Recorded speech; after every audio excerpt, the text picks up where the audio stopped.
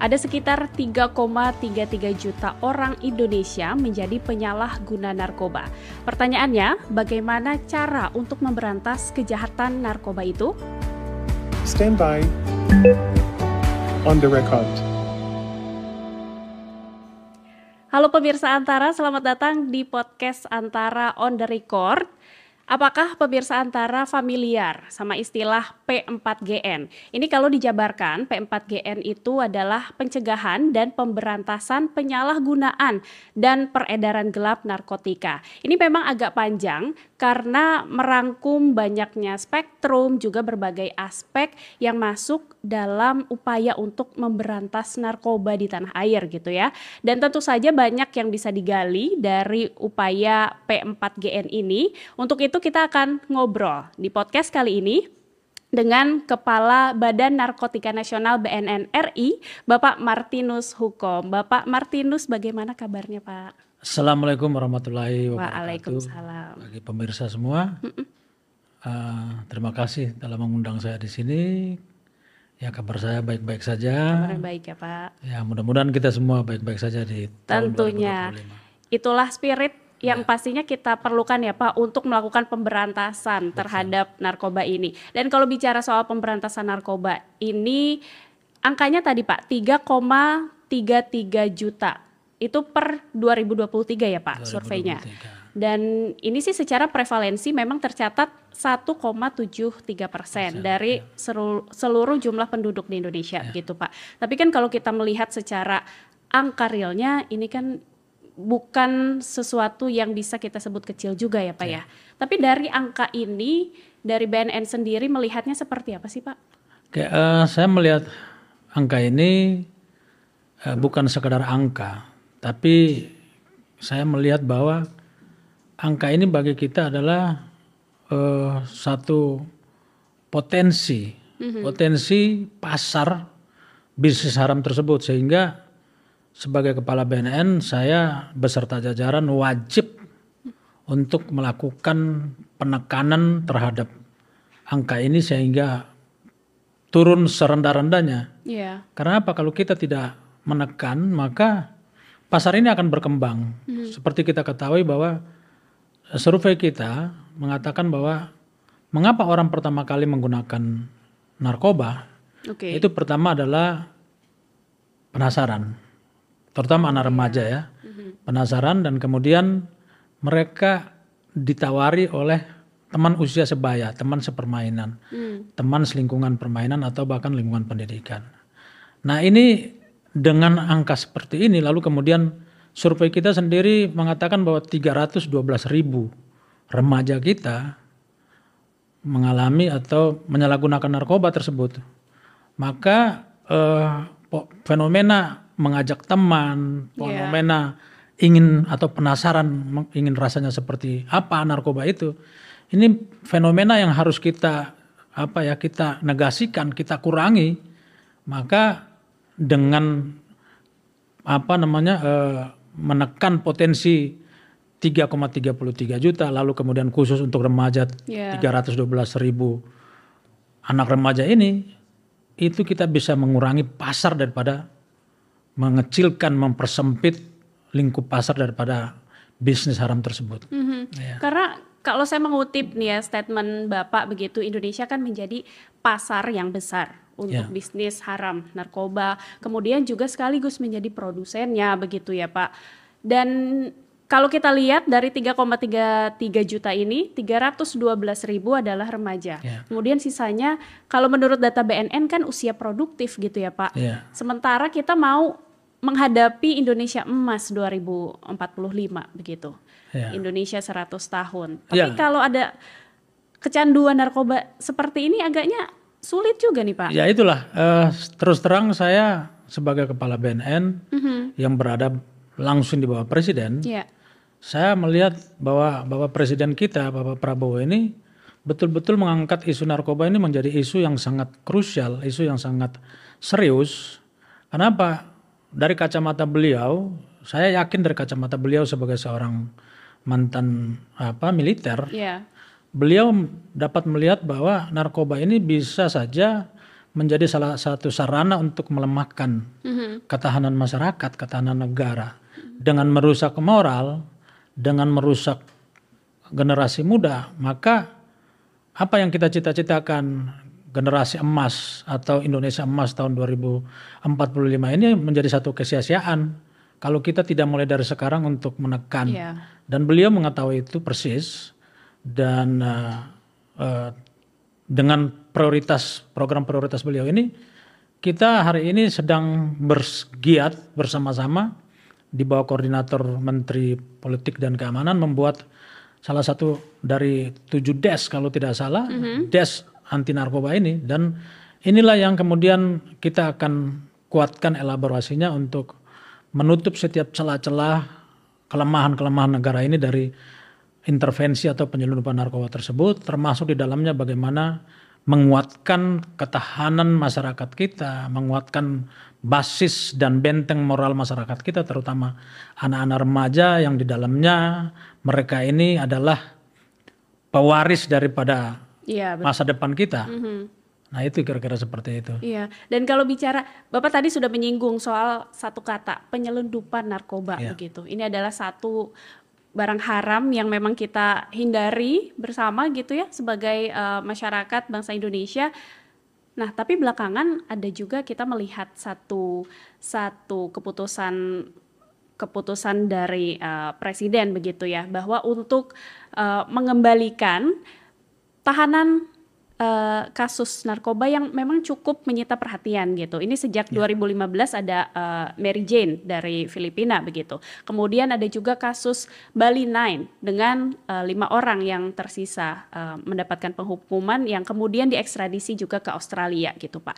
Kalau dari pandangan Bapak sebagai Kepala BNN melihat hal ini seperti apa sih Pak? Apakah ini nggak akan menjadi satu presiden begitu ya dalam nanti kita menegakkan hukum untuk para pelaku penyelundupan narkoba misalnya? Ya, yang pertama saya ingin jelaskan bahwa kebijakan presiden itu adalah kebijakan politik dan strategi. Jadi kami sebagai pembantu-pembantu beliau kita harus mendukung itu yang pertama. Yang kedua, mengekstradisi bukan berarti melepaskan. Artinya ada undang-undang atau ada aturan-aturan yang membingkai itu dalam proses ekstradisi itu sampai kepada bagaimana mereka melaksanakan hukumannya di sana di Australia.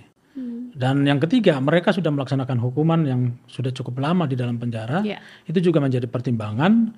Dan yang terakhir adalah bagaimana beliau membangun hubungan harmonis negara-negara sahabat dengan memberikan bukan pengampunan. Kita harus catat itu bukan pengampunan, tapi sekadar mengekstradisi untuk para tahanan ini atau para narapidana ini untuk melaksanakan hukuman di tempat kelahirannya atau di negara mereka lahir, ada negara di mana mereka tumbuh dan besar di sana. Saya pikir ini satu kebijakan yang sangat luar biasa yang selama ini belum pernah terjadi dalam kepemimpinan-kepemimpinan yang lain, dan kita harus menyambut baik ini.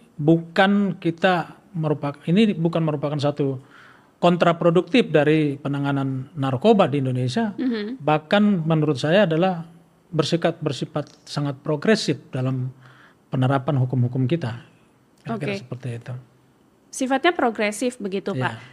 Tapi untuk ke depan, misalnya ada kasus serupa penyelundupan narkoba, dari BNN sendiri akan seperti apa sih sebetulnya fokus atau hal-hal yang akan dikejar nih dari para pelaku kejahatan narkoba ini Pak? Ya, kebijakan tidak akan lalu menghapus strategi kita menangani narkoba. Kebijakan adalah suatu pertimbangan etis, moral, politik. Tapi kembali lagi kepada pertanyaan tadi bahwa ketika kita menghadapi kasus-kasus serupa, ya kita tetap melakukan penangkapan. Buktinya kita terus menangani isu-isu narkoba yang juga atau kejahatan-kejahatan narkoba yang juga dilakukan oleh orang asing yang ada di Indonesia. Hari ini Barreskrim baru saja membawa kembali ke Indonesia salah satu buronan yang warga negara asing kalau tidak salah, Ukraina. Ini bentuk dari komitmen negara untuk tetap terus menekan mereka. Yang penting kita jangan boleh main-main dengan undang-undang. Kita terapkan undang-undang seperti apa adanya. Ya. Dan kalau bisa saya mengutip statement Bapak juga bahwa di 2025 ini BNN akan melakukan satu pengejaran yang tidak terputus gitu ya Pak terhadap para penjahat narkoba begitu. Ya. Ini masuk ke dalam background Bapak juga kan Bapak lama nih di kepolisian di Densus 88 anti teror begitu ya. Apakah ini ada satu hal yang terbawa begitu ya, prinsip-prinsip yang dipakai dari hal itu melakukan pengejaran terhadap para penjahat narkoba nih Pak? Ya, jadi saya melihat bahwa struktur kejahatan dari narkoba dan struktur kejahatan dari teroris ini adalah hampir mirip. Sama-sama trans organized crime, yang kejahatannya lintas batas, lintas provinsi, dan mereka pada prinsipnya terkendali, terstruktur. Bedanya antara terorisme dan narkotika, kalau terorisme tersentral dalam hanya beberapa faksi. Tapi kalau narkoba dia tersentral tapi berbagai-bagai networking. Maka bagaimana kita melakukan penekanan terhadap mereka, menekan mereka, maka kita harus membangun semacam kontra networking, kontra jaringan. Ketika mereka membangun jaringan, maka kita harus mengkontra juga dengan jaringan. Artinya ada penggelaran jaringan-jaringan intelijen di seluruh pelosok tanah air ini, seluas jaringan narkoba itu berada. Dan saya punya pengalaman ketika kurang lebih 23 tahun menangani terorisme. Saya melihat bahwa pengejaran yang tidak terputus dengan pagelaran intelijen di mana-mana ini adalah suatu kekuatan yang sangat ampuh. Dan ini saya mendapat dukungan moral dari Pak Presiden karena dalam suatu kesempatan, saya lupa pada saat itu beliau bicara di mana, beliau bicara bahwa untuk mengejar koruptor, mengejar narkotika, penjahat-penjahat narkotika, penyelundupan dan lain-lain, itu harus ada kekuatan intelijen. Maka ke depan 2025 ini fokus saya adalah penguatan intelijen, menggelar jejaring intelijen itu di wilayah-wilayah rawan dan pengejaran 1x24 jam dalam 1 minggu, sepanjang bulan, sepanjang tahun seperti yang kita lakukan ketika menghadapi terorisme, dan itu cukup efektif.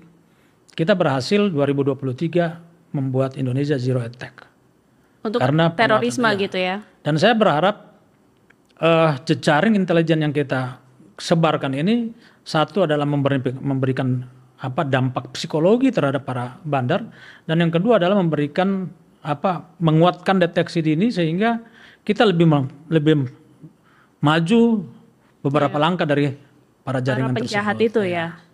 Gitu. Tapi kalau bicara soal pemetaan dari jaringan itu sendiri begitu ya. Ini kan proses intelijensinya sudah juga masuk begitu ya di pengamatan ini. Kalau dipetakan titik-titik yang rawan di Indonesia itu mana saja sih Pak? Atau nggak usah kita sebutkan nama wilayahnya ya, tetapi bagaimana kriteria kewilayahannya misalnya? Apakah di pelabuhan kah lebih banyak atau di bandara kah atau seperti apa sebetulnya? Ya, jadi kalau bagaimana kita memetakan titik kerawanan, kita kembali kepada networking itu sendiri, jaring narkoba itu sendiri. Yang pertama kita bisa lihat bahwa core-nya itu di mana narkoba ini. Kita lihat yang bersifat sintetis itu dari luar negeri, rata-rata dari luar negeri. Baik itu dari Myanmar, di Afghanistan, kemudian di Golden Peacock atau di Amerika Latin. Dan bagaimana mereka memasukkan barang itu ke Indonesia.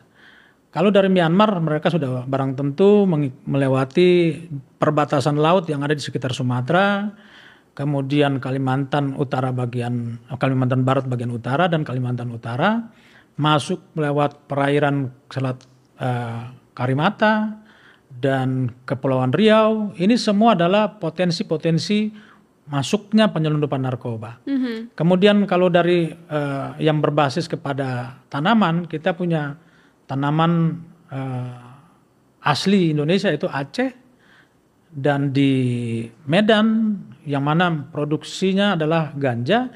Itu juga yang harus menjadi fokus kita, fokus penyelidikan kita dan pemetaan intelijen kita Lalu kemudian yang kedua adalah pasar.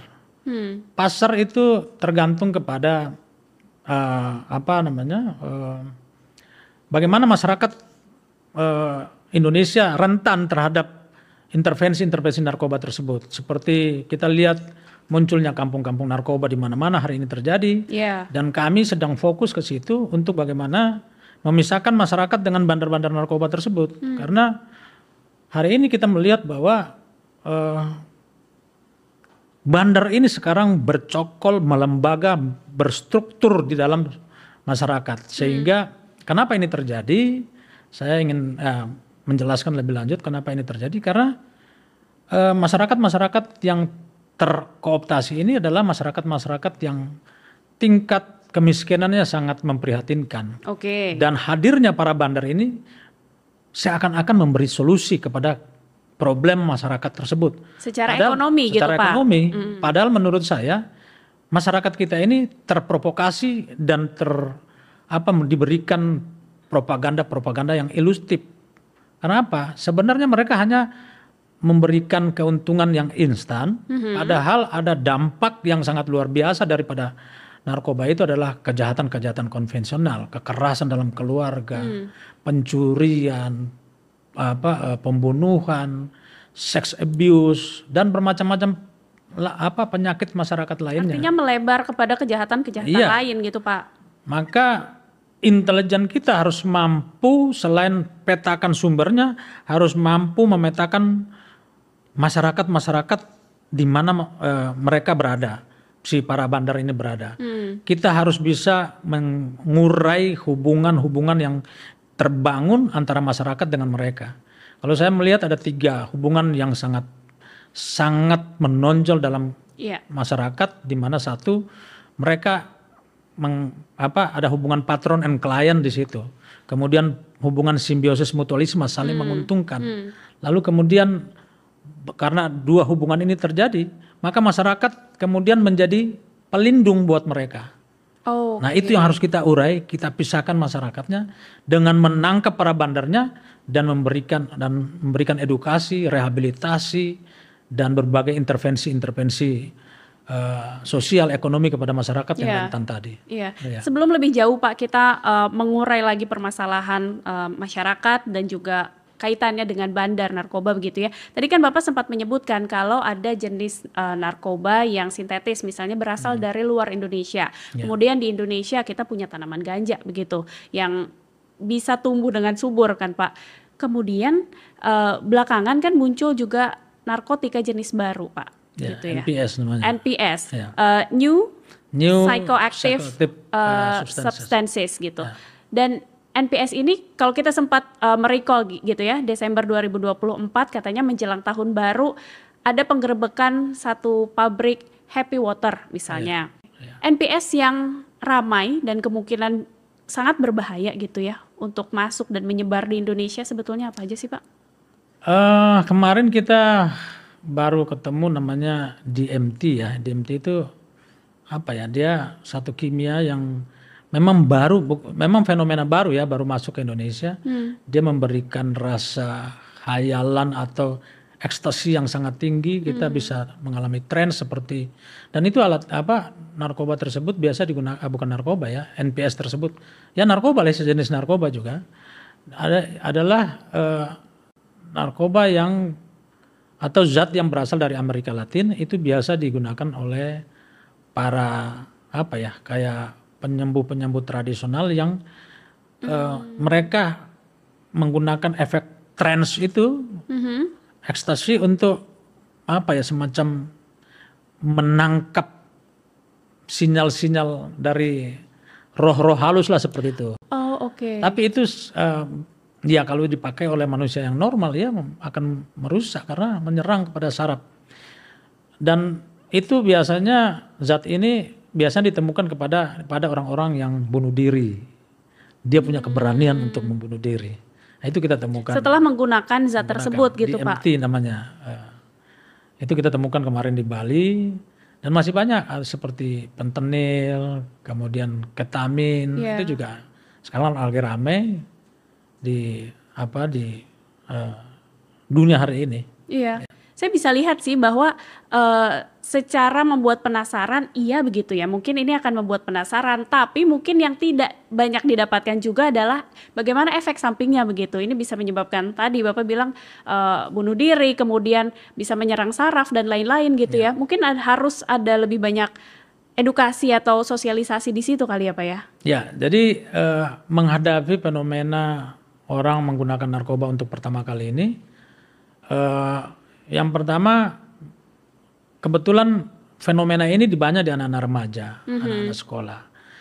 Dua fenomena yang paling penyebab tertinggi dalam survei kita yaitu rasa penasaran dan ingin mencoba-coba. Ya, kita harus sadari bahwa anak-anak remaja kita ini kan mempunyai rasa ingin tahu tuh tinggi sekali. Ya, itu sudah human being sebagai masyarakat atau sebagai anak manusia remaja, begitu ya. Karena mereka pasti akan mengejar pengetahuan yang mereka cari. Bahkan hari ini kan kita lihat fenomena digitalisasi informasi, akhirnya mereka memiliki ruang pengetahuan, ruang untuk mencari pengetahuan yang sangat luas, dan mereka meninggalkan pendekatan-pendekatan tradisional, termasuk di dalamnya akhirnya mereka meninggalkan juga patron-patron tradisional yang selama ini memberikan pendidikan moral, membangun pendidikan moral seperti orang tua, ustadz, guru, kepala lingkungan. Lalu mereka mencapai patron-patron yang abstrak, yang memberikan nilai-nilai baru kepada mereka. Nah, inilah yang harus kita antisipasi betul, sehingga dari pendekatan BNN hari ini kita masuk kepada lingkungan keluarga, membangun ketahanan keluarga bersama-sama Pemda setempat, melibatkan PKK, melibatkan ibu pengajian, kelompok-kelompok pengajian, melibatkan pendidikan. Kita masuk juga ke dalam kurikulum pendidikan dengan ikut bersama-sama membangun atau mewujudkan memberikan informasi tentang narkoba dalam lingkup kurikulum pendidikan. Artinya itu adalah bagian dari pencegahan mungkin Pak, pencegahan. Untuk para supaya tidak ada penyalahgunaan begitu. Tapi untuk penyalahguna narkotika sendiri, Bapak setuju nggak kalau kita menyebutnya sebagai satu korban dari kejahatan narkotika? Ya, saya sangat setuju sekali. Korban kejahatan narkoba ini adalah diri sendiri yang menggunakan itu. Artinya penyalahgunanya? Penyalahguna ini sebagai korban. Tapi kita juga perlu membingkai satu semacam aspek kognitif manusia ketika untuk pertama kali dia menggunakan. Kan ketika pertama kali dia menggunakan, dia pasti udah tahu. Kalau dia sudah mengetahui atau patut mengetahui bahwa narkoba itu adalah dilarang oleh undang-undang, maka niat untuk melakukan kejahatan itu sebenarnya itu sudah bentuk potensi kejahatan. Maka pada taraf itu saya ingin katakan bahwa orang yang pertama kali ingin menggunakan itu bukan korban, tapi dia adalah pelaku kejahatan. Maka kita harus melakukan satu pendekatan yang tidak sekedar menangkap, tapi kita mengurangi niat, mengurangi mens rea mereka dengan edukasi yang lebih dulu daripada niat itu terjadi. Nah, kira-kira seperti itu. Tapi apakah artinya itu pun pendekatan yang digunakan, kita sebutlah untuk para penyalahguna narkotika ini ya Pak, kita menggunakan pendekatan restoratif justice begitu. Karena ini kan ramai juga nih Pak belakangan bahwa penyalahguna itu baiknya mendapatkan bentuk rehabilitasi begitu dibandingkan hukuman di penjara misalnya seperti itu. Apakah hal seperti ini yang sekarang jadi fokus dari BNN atau seperti apa? Ya, restorasi justice dalam hal ini adalah kita melakukan pendekatan rehabilitasi. Kita tidak bisa keluar dari bingkai undang-undang kita yang sudah ada, yaitu Undang-Undang Nomor 35 Tahun 2009. Di situ ada beberapa pasal ya yang memberikan kewenangan kepada kita, BNN dan stakeholder terkait untuk melakukan pendekatan rehabilitasi sebagai bagian dari upaya restorasi justice tadi. Pasal 54, 55 itu mewajibkan setiap pengguna itu harus direhabilitasi. Kemudian pasal 103 itu memberikan kewenangan kepada hakim untuk memutuskan bahwa setiap pengguna baik yang yang terbukti maupun tidak terbukti untuk direhabilitasi. Pasal 127 memberikan otoritas kepada hakim untuk menghukum para pengguna, baik itu yang golongan 1, golongan 2, golongan 3. Artinya ada dua rezim hukum di sini yang harus kita aplikasikan. Yang pertama adalah rehabilitasi dan yang kedua adalah penghukuman. Untuk mencari jalan tengah supaya tidak multi interpretasi, maka Mahkamah Agung mengeluarkan SEMA, Surat Edaran Mahkamah Agung nomor 4 tahun 2010 tentang bagaimana kita mencari jalan tengah antara rezim penghukuman dan rezim rehabilitasi. Maka SEMA ini memberikan limitasi gramisasi daripada pengguna. Ketika dia ditangkap dengan di dalamnya ditemukan gramisasi tertentu, dia akan direhabilitasi atau akan dihukum. Proses ini itu melalui satu proses namanya tim asesmen terpadu. Tim inilah yang mengasesmen apakah seorang pengguna yang kedapatan atau seorang manusia, seorang tersangka yang ditangkap menggunakan di tangannya ada narkoba ini, apakah dia pengguna atau pengedar. Nah, ini tim inilah yang akan memberikan asesmen dia untuk memutuskan dia pengguna atau tidak. Dia pengedar tapi dia juga pengguna atau tidak. Inilah yang akan kemudian menjadi standing atau moral standing bagi hakim, bagi jaksa untuk menuntut dan mendakwa dan memutuskan apakah dia akan dihukum atau tidak. Pasal 127 Undang-Undang Nomor 35 Tahun 2009 ini mengamanatkan putusan hakim harus merujuk kepada pasal 54 dan 55 dan 103 tadi. Artinya rehabilitasi menjadi standar tertinggi daripada penegakan hukum di situ bagi para pengguna. Ya, makasih. Dengan rehabilitasi ini kalau Bapak melihat efektivitasnya sejauh ini seperti apa, Pak? Karena kalau kita bicara soal penegakan hukum gitu ya, kita kan selalu bicara mengenai efek jerak lah begitu, agar tidak melakukan lagi hal atau kejahatan yang serupa gitu. Dari rehabilitasi ini seperti apa? Kalau kita melihat rehabilitasi dengan pendekatan BNN, kita punya dua pendekatan besar ya, pendekatan intervensi medis dan intervensi rehabilitasi sosial. Medis juga ada beberapa cara. Yang pertama adalah pendekatan 3 bulan rawat inap bagi yang sedang, kemudian 3 bulan bagi yang rawat inap bagi yang agak berat, dan ada perawatan khusus 6 bulan. Rata-rata yang dari hasil pendekatan rawat inap ini tidak ada terjadi relapse atau tidak ada pengulangan.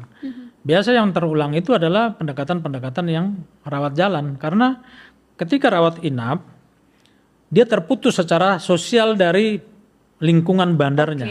Dia terawasi intervensi setiap hari, ada intervensi medis, ada intervensi moral di situ. Artinya intensif begitu intensif, ya, Pak? Tapi kalau rawat jalan, maka peluang untuk relapse itu tinggi sekali. Karena apa? Dia kembali, dan seharusnya kita, komunitas masyarakat harus terlibat di situ untuk mengawasi dia.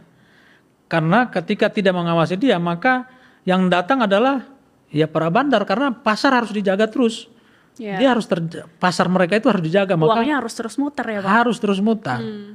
Maka hari ini saya menghimbau kepada keluarga-keluarga yang anaknya atau yang saudaranya terlibat narkoba, lalu kemudian dia mengikuti rawat jalan, mari kita sama-sama mengawasi mereka supaya ada terjadi pemutusan jaringan di situ.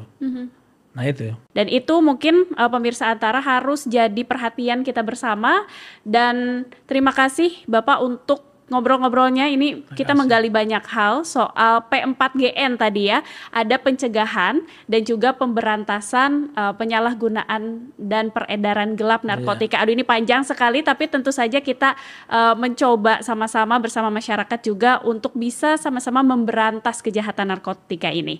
Oke, dan pemirsa Antara, itulah ngobrol-ngobrol dengan Kepala BNN mengenai bagaimana pemberantasan narkotika. Jangan lupa untuk menyimak podcast Antara di YouTube Antara TV Indonesia dan antaranews.com, juga untuk mendengarkan audionya di Noise dan Spotify Podcast Antara. Pemirsa, kita akan ketemu lagi di episode podcast Antara berikutnya. Sampai jumpa.